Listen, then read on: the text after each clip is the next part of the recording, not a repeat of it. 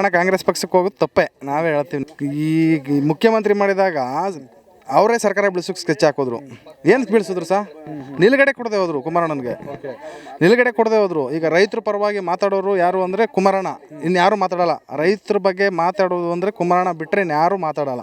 ಈಗ ಇಲ್ಲಿ ನಮ್ಮ ಚನ್ನಪಟ್ಟಣ ತಾಲೂಕಲ್ಲಿ ಇಗ್ಲೂರಲ್ಲಿ ಡ್ಯಾಮ್ ಕಟ್ತಾ ಹೋದರೆ ಯೋಗೇಶ್ವರ್ ಯಾವ ಕೆರೆಗೆ ನೀರು ಬಿಡ್ತಿದ್ದ ದೇವೇಗೌಡರು ಡ್ಯಾಮ್ ಕಟ್ತಾ ಹೋದರೆ ಯೋಗೇಶ್ವರ್ ಯಾವ ಕೆರೆಗಳಿಗೆ ನೀರು ತತ್ತಿದ್ದ? ಯಾವ ಕೆರೆಗೂ ನೀರು ತರೋ ಡ್ಯಾಮ್ ಕಟ್ಸಿರೋದು ಇಗ್ಲೂರು ಡ್ಯಾಮ್